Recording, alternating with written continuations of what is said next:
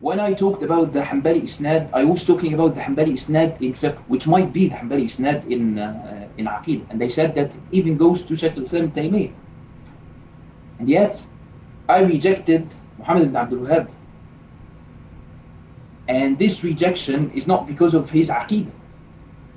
It's because of his attitude towards the Hanbali Mazhab.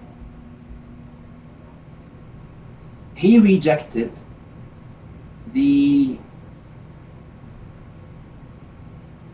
most important two books in the phase of al-Mutaakhirin in the Hanbali Mazhab, al-Iqna' wal-Muntaha. And he said that they contradict with the Nas, the clear statements of Imam Ahmad.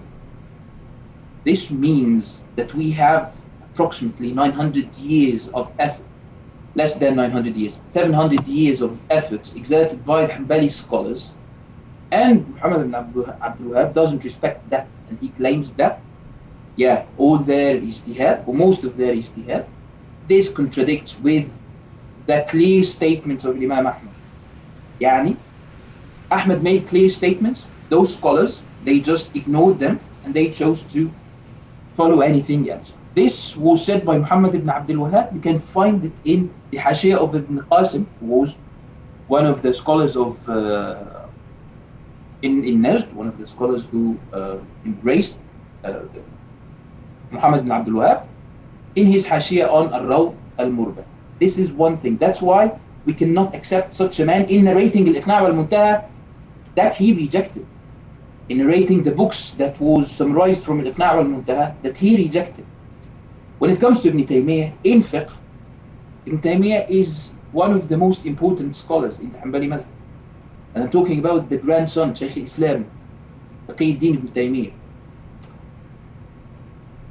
He didn't establish a different branch of the Hanbali Mazhab. Ibn Taymiyyah had ijtihad, and Ibn Taymiyyah had books.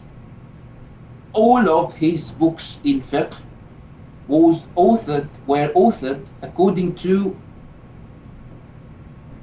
let's not say they relied upon position, but they relied upon methodology of authoring books in the Hanbali Mazhab. He never, and his students never, authored books, mutun, texts that can be a part of a curriculum to highlight or mention or teach people the ijtihad of Shaykh Islam Taymiyyah. It was Hanbali, only Hanbali.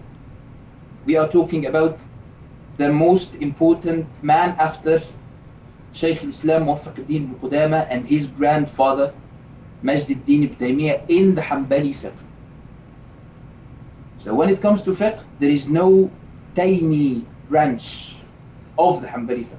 It's either Hanbali or not Hanbali. When we look into his Majmu' al-Fatawa, this was compiled by someone else. It was Fatawa in the end. He wrote down a fatwa and sent it to someone. This was not ilm, this was fatwa. You can benefit from it, but you cannot call it, yeah, this is an alternative branch of the Hanbali Mazhab. And in the end, the Hanbali Mazhab is not, the Hanbali Mazhab has usul, and you see the usul. If you follow them, your ijtihad can belong to the Hanbali Mazhab. If you do not, then this is not Hanbali, and you are a mujtahid, no problem. But this is not a Hanbali position.